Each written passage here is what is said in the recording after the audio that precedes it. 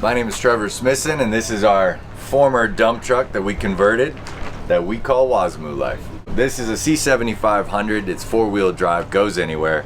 We built this truck so that we don't have to worry about anything. You know, we can live the life we want to live, you know what I'm saying? So the C7500 on this one comes with a Caterpillar 3126 or C7 motor.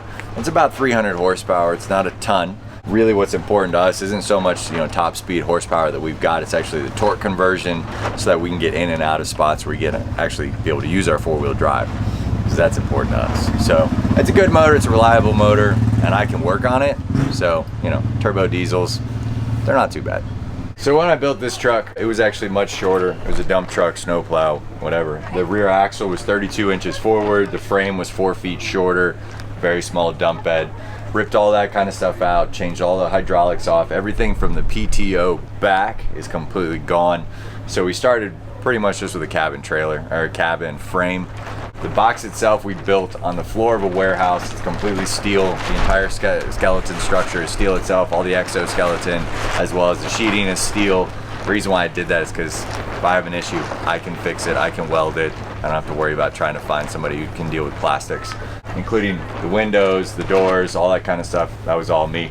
And then anytime we have any kind of an issue, our garage, trailer, whatever, will have a motorcycle, all the tools, welding gear, extra food, extra water, fuel, whatever we need to make sure that, like, you know, this gypsy lifestyle, we don't have to worry about anybody else or rely on anybody else. So that's what we do. So the paint we did on here, it's kind of fun, like all that stuff, but more importantly, you know, we're gonna go down trails that we're probably a little too big for, so we're gonna get those racing stripes. We could have done a really high-end automotive paint job, but I just don't understand to spend that much money knowing I'm gonna screw up the paint. So this is just a basic Rust-Oleum, hand painted. Anytime we get any kind of scratches or any kind of dents, I can paint over that. It's a little gypsy of me, but it's gonna look good, it's gonna feel good, and it's not gonna rust, so that's important to me. I'm Rae, and I'm gonna show you guys the inside of our home. In here is the pass-through. The only thing that we really did in this area is we cut like this big hole. This was just a closed cab for the dump truck that it was.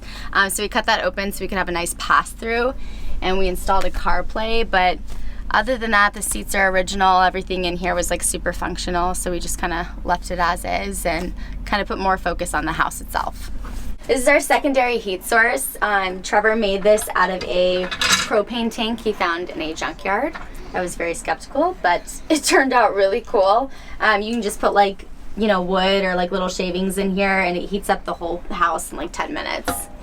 And I don't know if you can tell, but it doesn't have any legs. It's just kind of like floating under here. He just connected it from the ceiling. So it's just like a floating wood stove, one of a kind.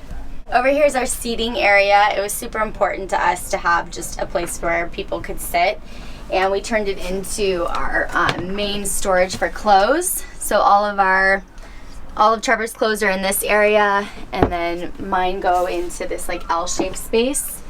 And then we have our dog toy chest down here for Lewis. All of his treats and toys are in here so that he can just lift this up whenever he wants and get what he needs. And then above here we have more storage. This is Trevor's cabinet, Lewis's cabinet, my cabinet, just for kind of like a junk drawer space. We painted this wall. This was my only contribution to the build, was these little stripes in this wall. So I like to show that off. Up here are some open shelves. We've actually never had a problem with anything sliding out. We just kind of tuck it back there. So just more excess storage. Storage was super important to us for this build. This is our kitchen space. We really wanted to have a lot of counter space in this build, so we made sure we had like a really wide opening in between the sink and the oven. We have a propane oven, and our hot water runs off of propane as well. And it's a full 3-burner stove. And then full oven source, which is great. We have a lot of cabinet space, some super deep cabinets. So we can fit, like, I've got a crock pot in here, a blender. It's crazy. We have so much stuff in here. Under here is our fridge and freezer. So we've got the fridge on this side and freezer on this end. And then the counter space, Trevor did this like cool kind of double helix type design on it. He just has a very like mathematical and artistic brain, so that's kind of to showcase like the way his brain works. And then this is our sink, as you can tell. He put it off to like the side just to kind of like add this like little extra thing. And yeah, I love like how functional our kitchen is. It's like one of my favorite parts of the build. And then we've got more counter space up here. Lots of deep cabinets. We've got our tile back here, which everybody thinks is real tile, but it's actually just sticker tile from Amazon. It's actually a lot harder to put up than it looks, so I made Trevor do that part too. We've got our spice cabinet and oils over here. Actually, this is our mini spice cabinet. I'll show you the real one in just a second. But this is just for like our salt and pepper and like everyday use stuff, and then obviously like all the utensils you need for cooking for convenience. The spice rack is actually hidden right over here. And back here is the bathroom. So the whole room is waterproof, so you just close the door and it's just a full functioning shower. We've got our Nature Head compost toilet, which I highly recommend for anybody living tiny. This is the best toilet on the market. Can't go wrong. It was super important to us to have like a nice like separate bathroom area. I didn't want to just have like a really small like hole in the wall for our shower. So Trevor did a really great job of making this like a super spacious shower. And we've got like a window that opens all the way. We've got lighting on the ceilings as well as on the walls. Yeah, I love our shower space. It's another favorite part of the build. He even put like exposed copper piping, which we like can hang our clothes here to dry. Everything's just super like well thought out and functioning. This is our bedroom. We've got a queen size bed. Unfortunately, we couldn't fit a king size bed, but we wanted to accommodate Lewis, Trevor, and myself. We've got our mini split back here. This is for AC and heat. That all runs off of our solar panels on the ceiling.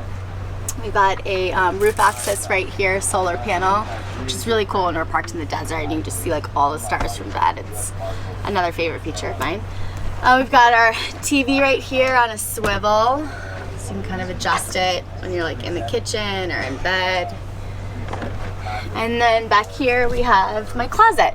This is where like all of my hang-up clothes are, shoes, extra stuff. A lot of shoes, even though I like never wear them, but can't get rid of them. They're shoes. So under here we have our water storage and all of our pipes so that if we go to a place like Alaska or Banff, nothing freezes. So we've got a 75-gallon water tank under there, and then we carry 15 gallons of drinking water. So we've got about 90 gallons that we carry with us.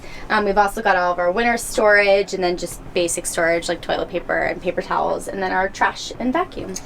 Our water lasts us about 2 weeks if we're conservative with it. We have lived off the grid in Sedona for about like a little over a month on that much water, so we can go for a good while if we, want to stink. So we've got 1,850 watts of solar on the roof. We've got 600 amp hours of lithium phosphate to keep us going. We've got the power. That's all from Victron Energy, so it's a pretty cool setup. So that we can run AC and keep our bulldog and my European ass not dying in the heat. Yeah, that was like our biggest expense for the build, but we just didn't want to skimp. We didn't have to worry about leaving Lewis when we go for like hikes and stuff like that, so we can just run the AC all day long with that power. With the power. The power.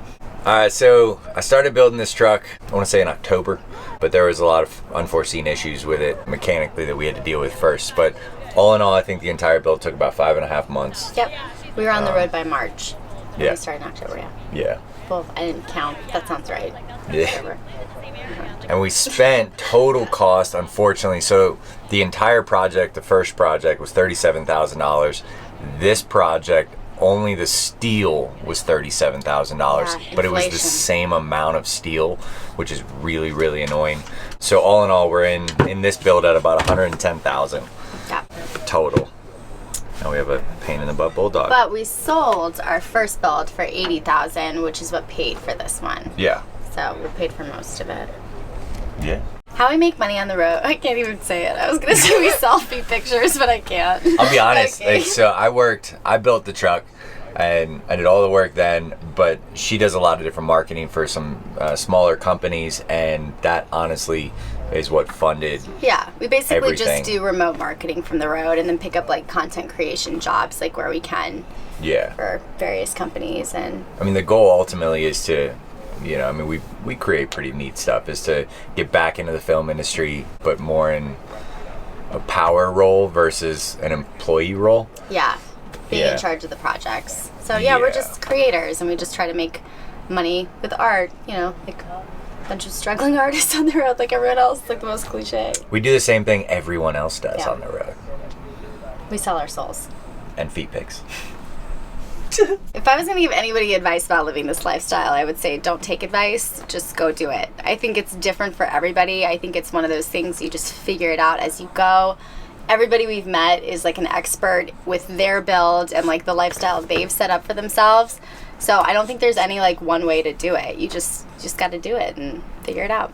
There's definitely not one way. Yeah, you just jump in. But be safe. Be Don't safe. be safe. Be safe. Be crazy. It's more fun. So why a dump truck?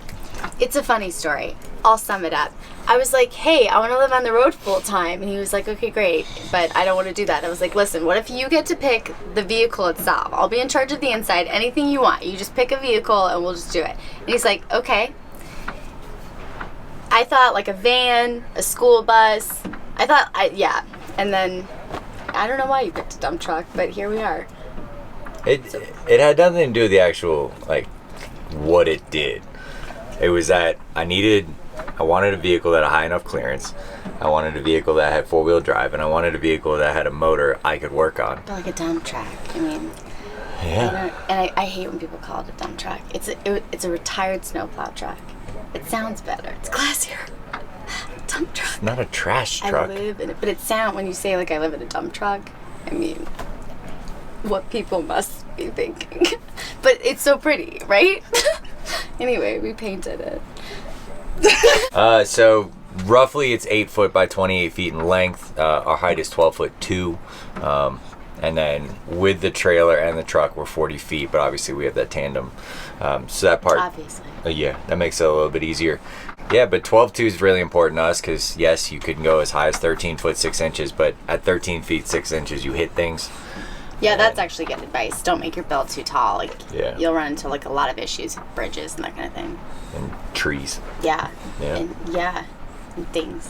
But in here, it's 17 by 7.5, and at the layout, we obviously did the layout differently in the first build we did. So this one, we just kind of found a layout we like a little bit better. Yep. But we went to a bunch of RV parks and just like checked out all. other people's and like figured out the design. Well, we felt like wanted. it was like functional with the Yeah. dimensions that he gave me. Yeah. So we just like went into all the smaller RVs and we're like, this one sucks, this one's cool. This one will work. Yeah. Yeah. Yeah. So I'm Trevor. I'm Rae Smithson. This is our bulldog Lewis, and this is our house. We live in a retired snowplow truck, and we named it Wazamu, which means crazy in Swahili. Our handle is Wazamu Life, so you can check out how the build went and how weird our lives are. Basically share everything. We're pretty open. That makes us sound like swingers, but that's not what it is. Okay. Maybe you'll find out. You know. The link is in the description below for any questions you might have, or if you want to see how the build happened, or just want to see about us And him. and him. Thanks for watching the tour, guys. See you later.